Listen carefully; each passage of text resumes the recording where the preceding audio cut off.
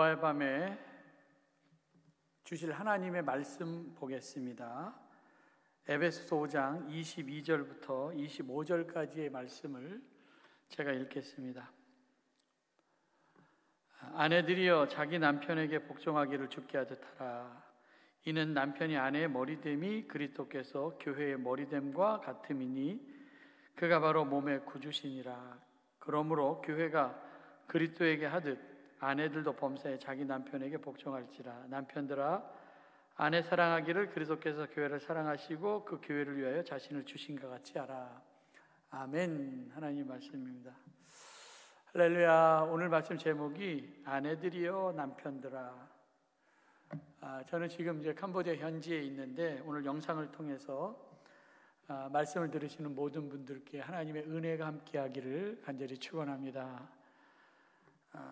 우리가 금요일 날 우리 바울 서신에 있는 비유에 대해서 말씀을 드리고 있는데, 지난 시간에는 그 부르심에 합당하게 살기 위해서 잘못 살아온 과거와 단절을 해야 하는데 그것을 옷을 가지고 비유적으로 설명을 했습니다. 옛사람을 벗어버리고 그리고 새사람을 입으라 권면했죠. 그러니까 지금까지 입었었던 그 헌옷을 벗어버리고 새 옷을 입고 그 옷의 신분에 맞는 삶을 사는 것.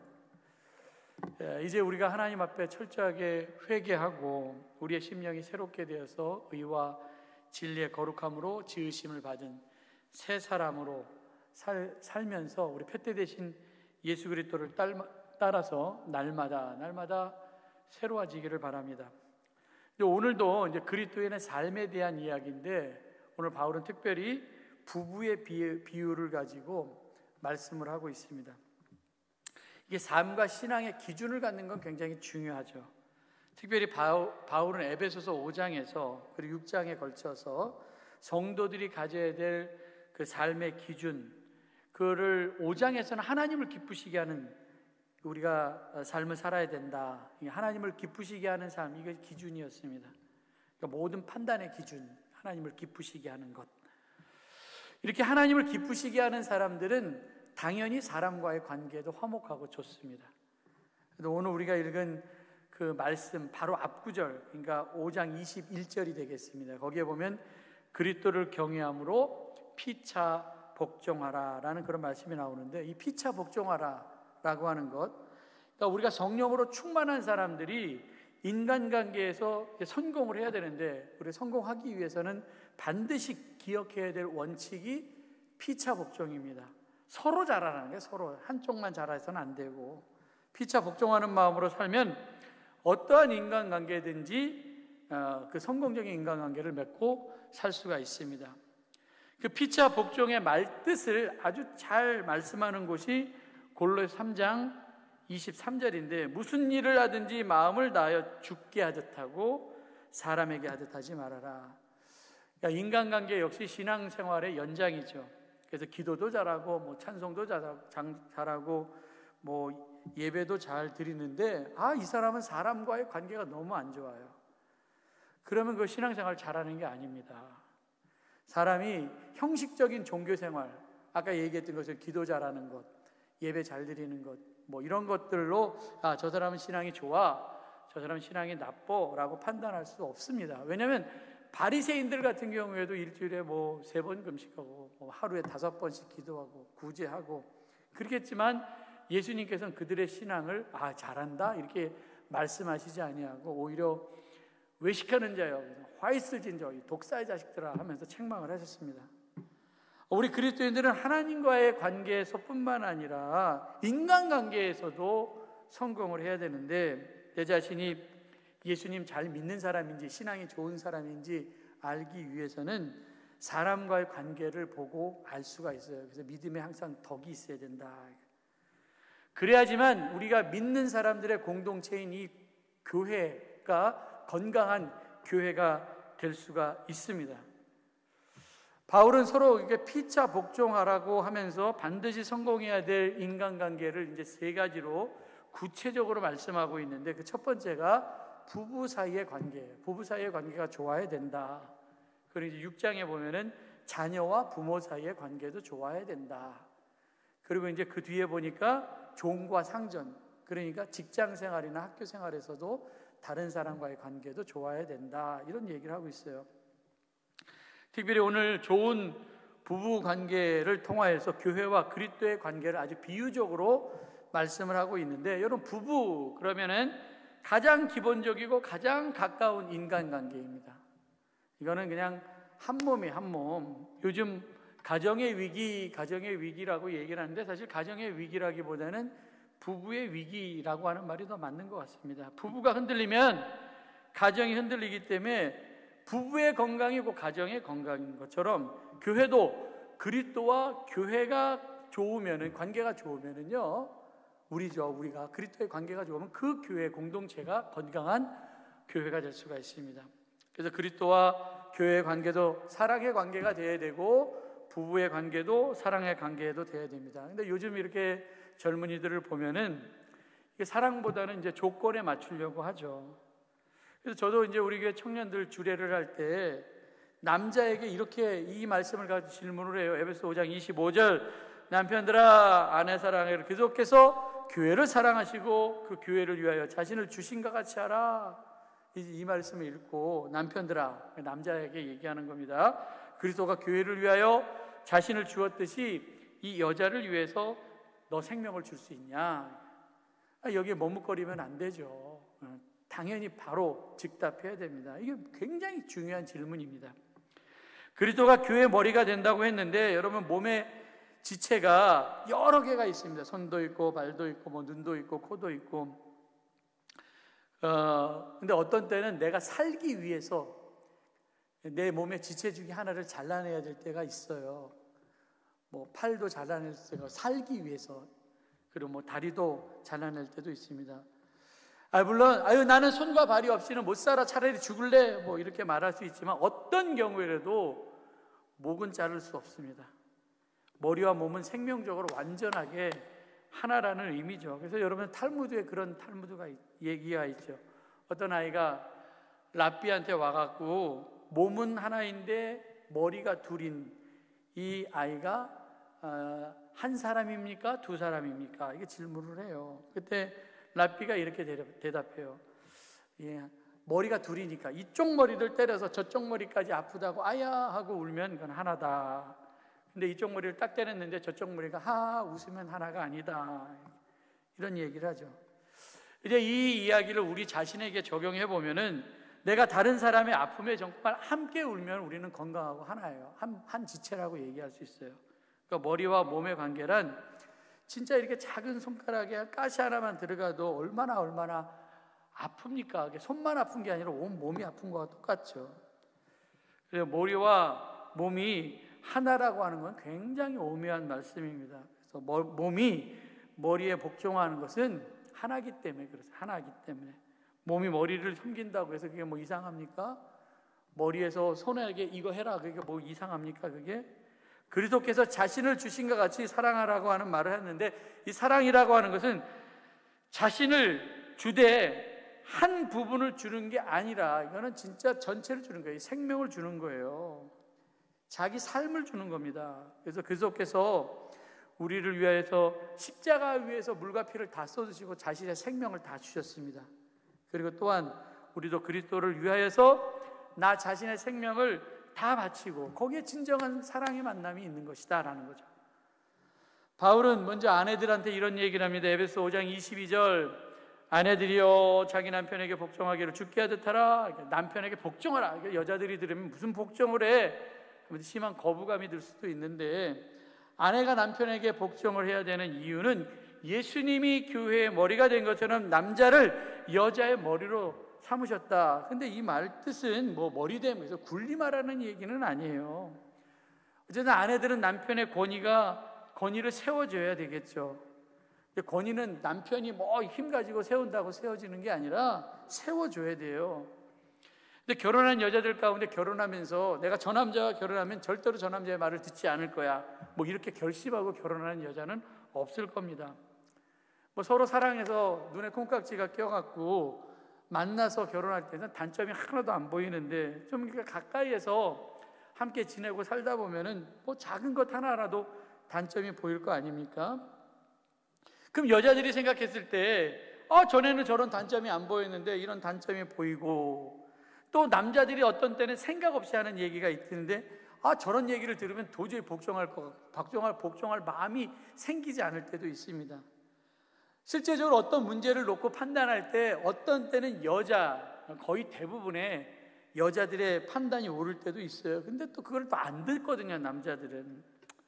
남자들은 굉장히 단순하고 또 그래서 또 바른 판단하지 못할 때가 있는데, 이런 모습을 여자들이 보면 저 아직도 어리구나, 저렇게 하는 남자의 말을 내가 왜 들어야 돼? 이렇게 생각할 수도 있습니다. 그래서 여자들은 존경할 만해야 존경하고 복종할 만해야 복종을 하지. 근데 사실 우리가 눈을 씻고 이렇게 찾아봐도 그렇게 존경할 만한 남자들이 별로 없어요. 찾다가 없으면 어떻게 해요? 바울이 여자들에게 남편에게 복종하라 라고 이렇게 얘기한 것은 남자가 정말 완벽하고 완전하고 항상 옳아서 복종하라고 하는 것은 아닙니다. 그래서 바울이 여자에게 갖춰야 될 성품이 뭐냐 그랬더니 순종, 이게 여자들이 갖고 있어야 될 성품인데, 왜냐하면 하나님께서 여자들에게 남편에게 복종하라 이렇게 말씀하신 이유는 아내의 순종이 있어야지만 남편이 행복하고, 남편이 행복해야지만 가정이 행복하고, 그래야지만 우리 서로가 다 행복할 수 있다는 겁니다. 서로 남자와 여자가 다른 환경에서 자라왔기 때문에 이거 맞춰서 사는 게 얼마나 힘듭니까? 모든 게 다 안 맞을 수가 있잖아요. 이 안 맞는 사람, 서로 다른 환경에서 살았던 사람들이 부부가 되어서 하나의 가정에서 이렇게 산다는 것 자체가 기적이죠. 그러니까 다름을 이해하지 못하면 서로 다툴 수밖에 없습니다. 여자들은 모든 것은 다 가져도 사랑하는 남자에게 사랑받는 느낌이 없다고 한다면 행복할 수 없다고 얘기를 해요. 돈이 많은 집에서 산다고 한지라도 남편이 사랑해 주지 않아. 돈은 잘 갖다 주는데 남편이 자꾸 밖으로 돌아. 그럼 행복하지 않은 거예요. 남자도 마찬가지예요. 밖에서 아무리 저 사람은 참 능력 있는 사람이야, 남자야, 그렇게 인정을 받는다 할지라도 집에 들어와서 아내에게 인정받지 못하면 남편 역시 행복하지 못합니다. 그런데 문제는 남자나 여자가 자기 방식대로 사랑한다라는 게 문제예요. 여자가 생각하는 사랑은 자기는 보호를 받아야지만 사랑받는다라고 하는 느낌이 들기 때문에 남자들도 보호해줘야지만 사랑받는다고 느낀다라고 생각할 수 있어요. 그래서 남자들한테 자기 아들 대하듯이 그렇게 참견하고 보호해 주려고 하면은 여기에 남자는 행복함을 느끼지 못해요.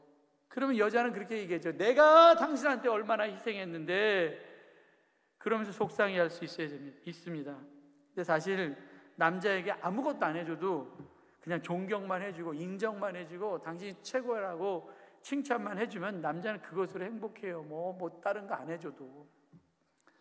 여자들 가운데 여우짓 하는 여자들이 있죠. 지혜로운 여자들입니다. 그 여자들은 남편에게 아들 대하듯 하지 않아요. 오빠 대하듯 하지 않아요. 오빠 남동생 대하듯 하지 않습니다. 그래서 자기가 뭔가 할 수 있어도 남자에게 의지하는 거예요. 나 못하겠어, 이거 해줘, 당신이 최고야, 오빠가 최고야. 그냥 말만 잘해도 이 남자에게 그 여자는 사랑받을 수가 있어요.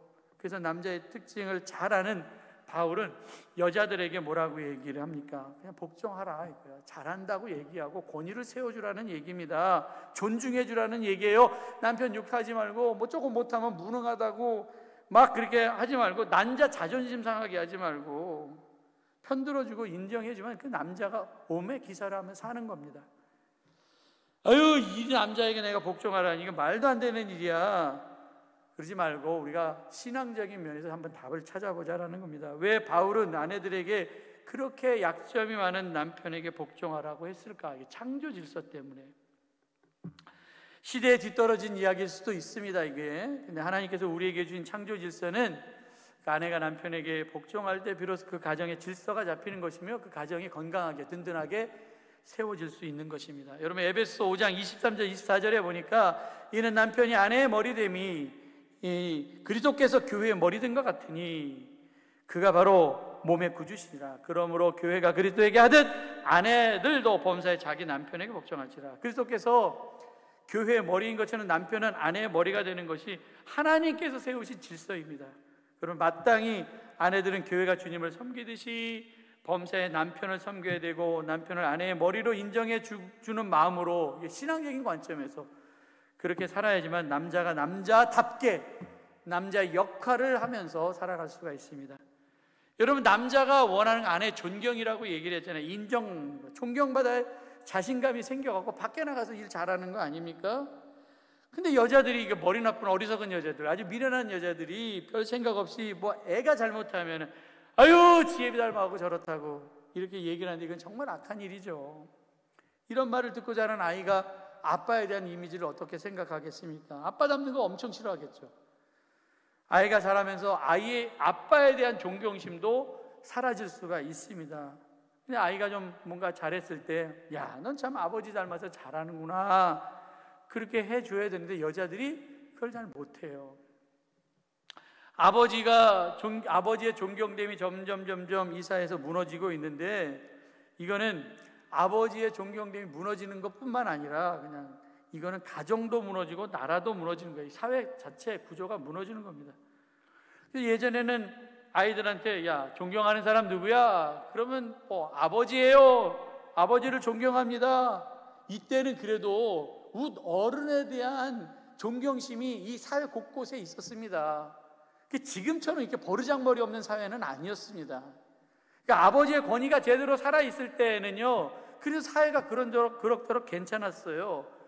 그런데 아버지의 권위가 깨지기 시작하면서 가정도 흔들리고 사회도 무너지기 시작한 거 아닙니까? 애들이 버릇없어지게 되고 사회가 엉망진창 뒤죽박죽 된 겁니다.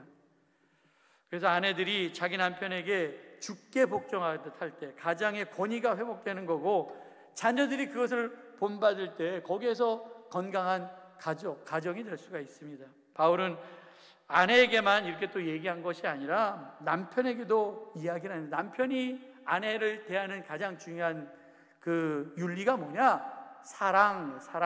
그래서 25절에 얘기하죠. 남편들아, 아내 사랑하기를 그리스도께서 교회를 사랑하시고 그 교회를 위하여 자신을 내어주신 것 같이 하라. 아까 제가 신랑한테 질문했었던 요 말씀이에요. 남편이 아내를 사랑한 그 사랑의 크기가 어때야 되느냐? 예수님께서 교회를 세우시고 그 교회를 위하여서 자기 몸을 다, 생명을 다 내어주셨듯이 바울은 남편들에게 자기 아내를 사랑하기를 자기의 생명을 다해서 자기 자신과 같이 사랑하라고 말씀하고 있습니다. 그래서 에베소 5장 28절에 이와 같이 남편들도 자기 아내 사랑하기를 자신과 같이 할지니 자기 아내를 사랑하는 자는 자기를 사랑하는 것이다. 아내 사랑이 곧 자기 사랑. 자기 몸 얼마나 사랑하고 아낍니까? 아내는 촌수가 없기 때문에 남편과 아내는 하나라고 그러잖아요. 한 몸. 그래서 자기 몸을 아끼듯이 자기 아내를 사랑하라, 이렇게 말씀하고 있어요. 사실 바울은 이 말씀 창세기 2장 24절의 말씀을 인용해서 에베소 5장 31절에 이렇게 얘기를 합니다. 이게 이제 창세기 2장 24절에 있는 말씀이에요. 그러므로 사람이 부모를 떠나 그의 아내와 빼어 그 둘이 한 육체가 될지니라. 이미 두 사람이 완전하게 하나가 되었기에 아내를 사랑하는 것이 곧 자기를 사랑하는 거다라고 그렇게 얘기를 했잖아요. 그래서 이 둘이 부모를 떠나서 아내와 합하는 거예요. 아내를 자기 몸처럼 아껴주는 거. 원래 남자와 여자가 이제 남이었다가 부부가 되면서 남이 아니라 하나가 되는데, 이 부부가 하나가 되는 순간이 어느 때입니까? 그러니까 남자나 여자나 부모를 떠나야 하나가 될 수가 있다. 그래서 미국에는 결혼식 이렇게 서약할 때 부부만 서약하는 것이 아니라 부모들도 나와서 서약한다고 그래요. 부모들도. 그래서 저도 주례할 때 남자들에게, 그리고 여자에게, 신랑에게 얘기하고 신부에게도 얘기하고 또 양가 부모에게도 이야기를 하는데, 양가 부모들한테 그런 얘기를 해요. 그냥 부모는 울타리이기 때문에, 자녀의 울타리이기 때문에 뭐 잘 살든 못 살든, 근데 아들이 밥을 먹고 살든 먹지 못하든 그거는 이제 알 바 아니고, 그죠? 그냥 지켜만 보라고.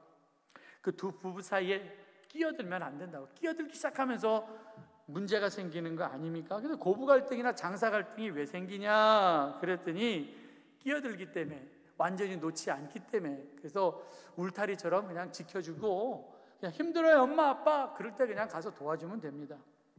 시어머니는 아들 줬으면은 그냥 이렇게 지켜만 봐야 되는데 이게 며느리 것 된 거 아닙니까?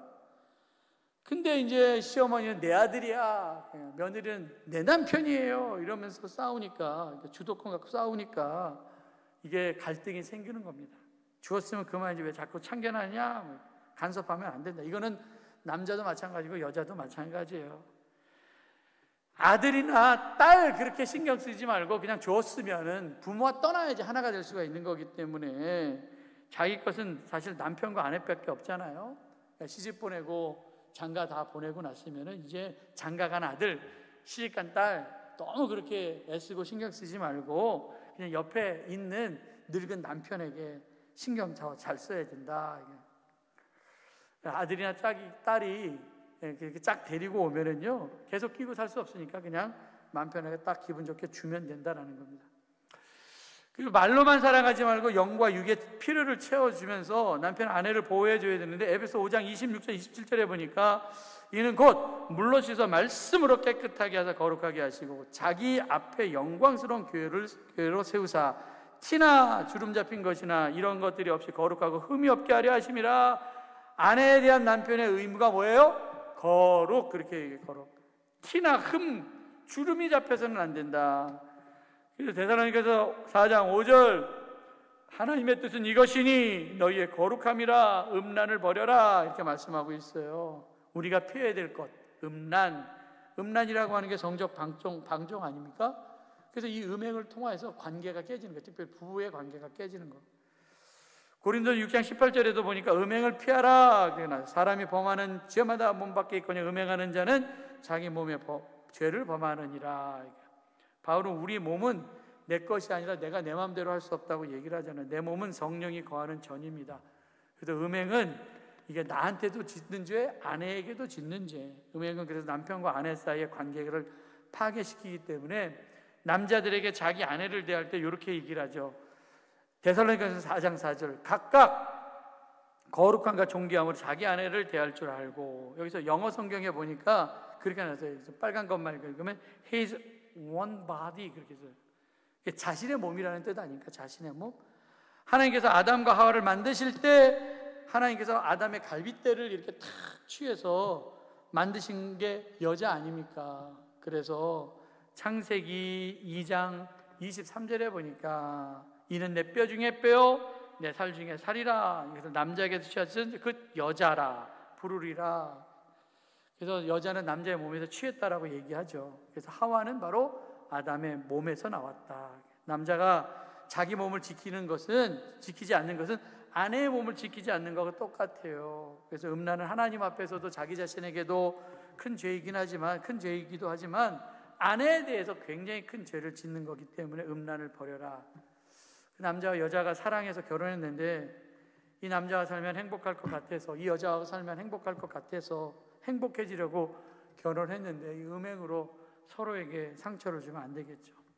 부부는 매일 아침에 눈을 떴을 때 제일 처음 보는 사람이고 그리고 가장 사랑해야 될 사람입니다. 그래서 상처를 주면서 살지 말고 그냥 사랑한다, 예쁘다, 당신이 최고고 멋지다 이런 말 서로 많이 하면서 사시기 바랍니다. 그래서 바울은 남편과 아내에 대해서 말을 한 것은 결국 그리스도와 교회의 관계를 이렇게 설명하라고 부부의 관계를 가지고 비유적으로 얘기를 했죠. 그러면서 이제 결론은 사실 이렇게 얘기를 해요.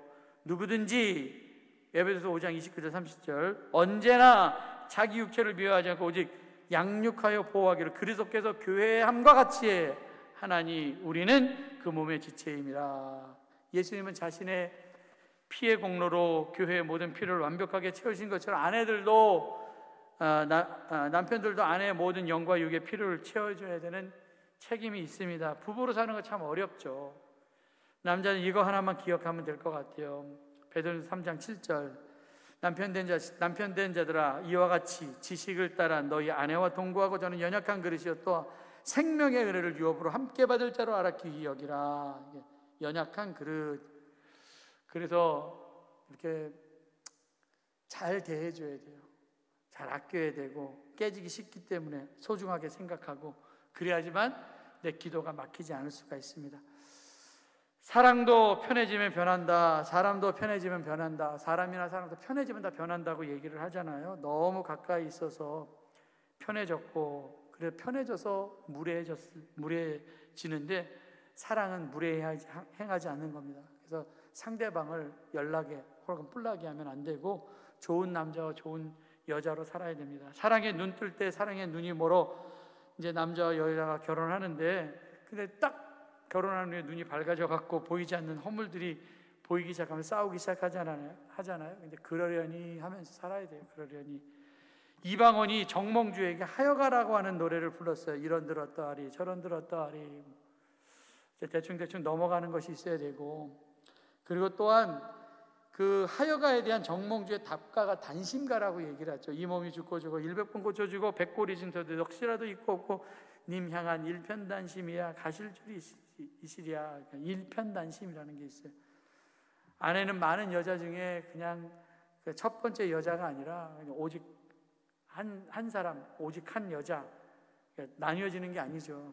교회와 그리스도가 남편과 아내의 비유로 설명했는데, 사도 바울은 오늘 본문을 통하여서 부부의 관계를 말하면서 그리스도와 우리와의 사랑을 말하고, 또 그리스도와 우리와의 깊고 영원한 사랑을 설명하면서 부부의 관계를 가지고 교회와 우리의 관계를 이야기를 하고 있습니다. 부부는 부부만이 알고 있는 비밀이 있잖아요. 그래서 살다 보면 또 많이 닮아집니다.